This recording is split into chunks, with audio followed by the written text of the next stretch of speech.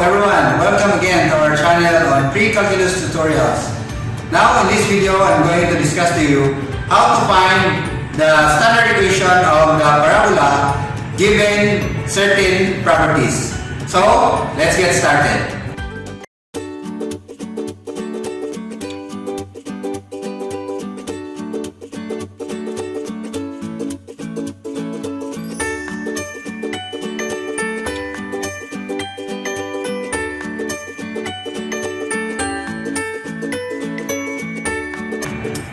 So now let's start on number 1. It says that our vertex is at 0, 0 and our focus is at 0, negative 4.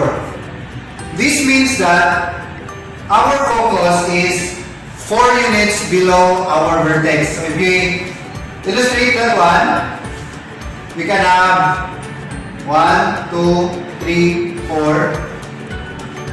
This one is our vertex, 0, 0, and our focus, that is 0, negative 4. Based on our previous video, the location of the focus determines the opening of our graph. So it means that since the focus is below the vertex, we can say that our graph opens downward. Since it opens downward, we have the equation x squared that is equals to negative 4py as the standard equation with the vertex at 0, 0. Now, based on this one, we can get the value of our p. If you count 1, 2, 3, 4, 1, 2, 3, 4, now, based on this one, we can get the value of our p. If you have noticed in our illustration in the graph, we can see how many units does the focus below the vertex. Right, it is 4 units. So we have 1, 2, 3, 4. Therefore, our p is 4 units. Now, since our p is 4 units, we can just substitute this one to our equation. Substitute p, thus we have x squared, that is equals to negative 4 times 4, that is y. Therefore, the equation given this property of the parabola is just x squared, that is equals to negative 16y. So you have to remember that the focus determines the opening of the graph. The opening of the graph determines also what equations are we going to use. Since the focus lies along the y-axis, then we can say that this equation can be used. The x squared and the clue here that is negative is given by the clue that the focus is below the vertex. Therefore, our equation is x squared, that is equals to negative 16y. If we extend, if you want to graph this one, since this one is 4 units, we know that the focal point is from focus to another end of the 2 ends of the focal width is twice this distance. So we have 1, 2, 3, 4, 5, 6, 7, 8. Probably here. So we have, that is negative 8. And also we have here as 8 units. 1, 2, 3, 4, 5, 6, 7, 8. So we can have that as here. So this one is 8 units. This one is also 8 units. Thus it makes 16 units. So, if we graph that one, our parabola looks like this.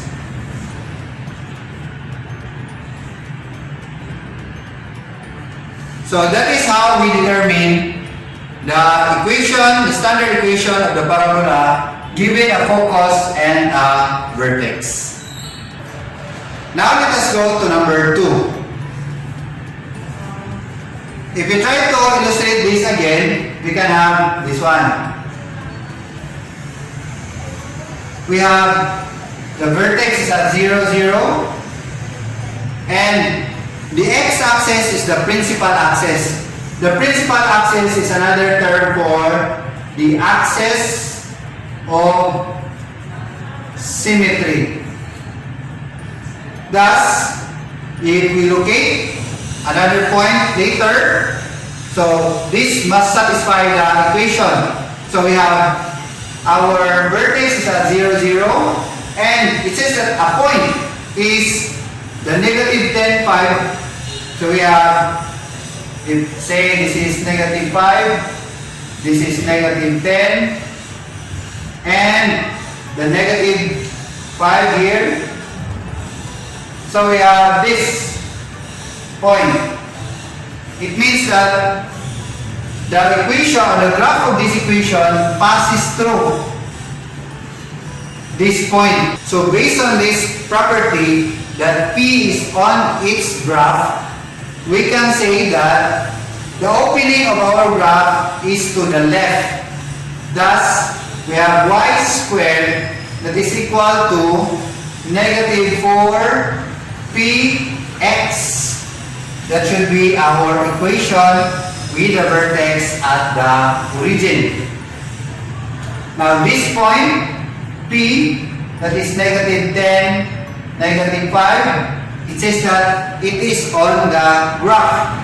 Thus, if we have noticed this one, that our equation is x squared equal to negative 4px, this will give us the idea that this point must satisfy this equation. We're going to substitute the value of x and y of this point to satisfy this equation. Thus, we have y as negative 5 squared, that is equal to negative 4p times negative 10. Because we do not know the distance from the vertex to the focus. So we need to get the value of our P. We want to get the value of our P so that we will know how many units does the distance from the focus to the vertex. And so we have negative 4p times this negative 10, that's equal to negative 5 squared. So this is negative times negative, that would be 40p, that is equals to 5 squared, negative 5 squared, that is 25. So our p here is just, p is just equal to 25 over 40, or that would be divisible by 5, so 5 over 8. And so, we can say that the focus is 5 over 8 units from what? From the vertex. So, we have from the vertex. And so, we can get our equation as y squared, that is equals to negative 4px. Substitute the value of our p. We can have y squared, that is negative 4 times p, that is 5 over 8 x. We cancel this out. We divide it by 4. So it means that we have 2 in here. Therefore, the equation given this property is y squared, that is equals to negative 5 over 2x. So that is the equation of our parabola. Given the vertex is at the origin, the x-axis as its principal axis or the axis of symmetry, and we have this point that is on the graph. So in number 3, we have the vertex that is negative 3, 1. And we have also the directrix that is y equals to negative 9. So if we locate that one, we can have this. So that is, locate first the vertex. 1, 2, 3, negative 3, and 1. So this is our vertex. That is negative 3, 1. And we have the directrix that is negative 9. So we can count 1, 2, 3, 4, 5, 6, 7, 8, 9. This one is our directrix. Remember that directrix is always parallel to the focus. That is also opposite. So it means that looking at this, we can have how many units from the vertex to the directrix? We count 1, 2, 3, 4, 5, 6, 7, 8, 9, 10. So we have this one. The distance of this is 10 units. This gives us the value of our P. Therefore, our P is equal to 10 units. Based on this information that our directrix is below the vertex, we are assured that our parabola opens upward. So, we have x squared that is equals to 4py. But this parabola had only a vertex at v0, 0. Now, our vertex is at negative 3, 1. Thus, we have the value of our vertex, that is h. So, we have 4p and y minus k. So, this is the equation where our vertex is at hk. Now, substituting this information, we can have x minus our h is negative 3. So, negative 3, 1pt squared, 4p, our p is positive since it's open upward because of the information that the directrix is below the vertex. And we have y minus 1, that is our k. And so, we have x plus 3 squared, that is equals to 4p y minus 1. But we know that p here is the distance from the vertex to the directrix and from the vertex to the focus. So, the value of our p is 10 units. Therefore, our equation is x plus 3 squared, that is equal to 4p y minus 1. This is now our equation of the parabola, standard equation of the parabola with the vertex at negative 3, 1. So you need to remember the importance of the value of the distance from the vertex to the directrix and from the vertex to the focus. It will give us an idea in finding the equation of the parabola.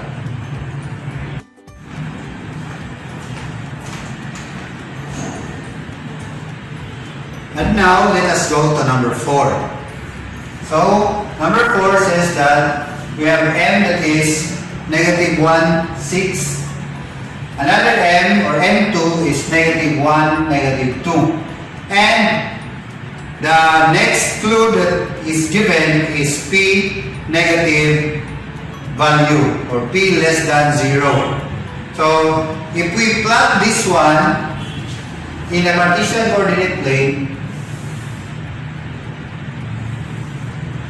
we can have the idea of the focus, of the value of our P, and of the value of our vertex. So, this one is negative 1.